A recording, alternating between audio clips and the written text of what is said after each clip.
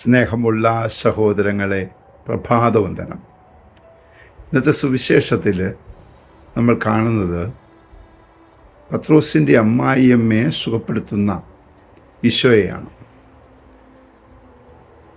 പനിയെ ശാസിക്കുന്നു എന്നാണ് വചനത്തിൽ പറയുന്നത്. ചില രോഗങ്ങൾ മരുന്ന് ആവശ്യമില്ല. അതിൻ്റെ കാരണമാണ് ശാസന കൊണ്ട് പോകുന്ന അസുഖമുണ്ട്. അതൊരു പക്ഷേ ദുരാത്മാക്കളുടെ പ്രവർത്തനമാകാം. പത്രോസിൻ്റെ അമ്മായിമ്മയ്ക്ക് ദുരാത്മാവിൻ്റെ പ്രവർത്തനം ഉണ്ടായി എന്നല്ല ഞാൻ പറയുക. നമ്മളിലെല്ലാവരിലും ഉണ്ടാകാം ദുരാത്മാവിൻ്റെ പ്രവർത്തനങ്ങൾ. ഒരു വാശി അല്ലെങ്കിൽ വിഷമം, ദൈവാനുഭവത്തോട് ചേർന്ന് പോകാൻ പറ്റാത്ത അവസ്ഥ, ഇങ്ങനെയുള്ളത് മരുന്നുകൊണ്ട് മാറാത്ത അസുഖമാണ്. ഒരുപക്ഷെ പത്രോസ് ഈ കാര്യത്തിനൊക്കെ പോകുന്നത് കൊണ്ടായിരിക്കാം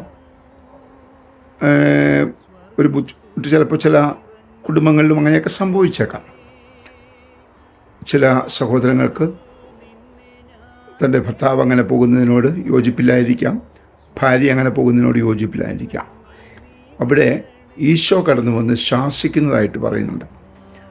അത് ആ വ്യക്തിയെയല്ല ശാസിച്ചത്, അത് വസിക്കുന്ന ദുരാത്മാവിനെയാണ്. ഇതുപോലെ നമ്മിലും ദുരാത്മാവിൻ്റെ പ്രവർത്തനം ഉണ്ടാകുമ്പോൾ നമുക്ക് നമ്മിലുള്ള ദുരാത്മാവിനെ പിതാവിൻ്റെയും പുത്രൻ്റെയും പരിശുദ്ധാത്മാവിൻ്റെയും നാമത്തിൽ ശാസിക്കാൻ സാധിക്കും. നമുക്ക് അവയോട് പറയാം, എന്നെ വിട്ടുപോകൂ, ഈ പ്രതിസന്ധിയിൽ നിന്ന് എനിക്ക് രക്ഷപ്പെടണം, അതിനായി എന്നെ വിട്ടുപോകൂ. കാരണം ഞാൻ നിങ്ങളുടേതല്ല, ഞാൻ പിതാവിൻ്റെയാണ്, പുത്രൻ്റെയാണ്, പരിശുദ്ധാത്മാവിൻ്റെയാണ്. അങ്ങനെയുള്ളൊരു കൃപാജീവിതം നയിക്കുവാൻ നമുക്ക് ഏവർക്കും സാധിക്കട്ടെ. പ്രാർത്ഥിക്കാം.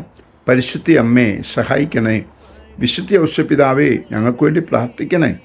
പരിശുദ്ധാത്മാവേ എഴുന്നള്ളി വരണമേ. പരിശുദ്ധ പരമ ദിവ്യകാരുണ്യത്തിന് എന്നേരവും ആരാധനയും സ്തുതിയും പുകഴ്ചയും ഉണ്ടായിരിക്കട്ടെ. ആമേൻ. ആത്മാവാം ദൈവമേ വരണേ, എൻ്റെ ഉള്ളിൽ വസിക്കാൻ വരണേ. ആത്മാവാം ദൈവമേ വരണേ, എൻ്റെ ഉള്ളിൽ വസിക്കാൻ വരണേ.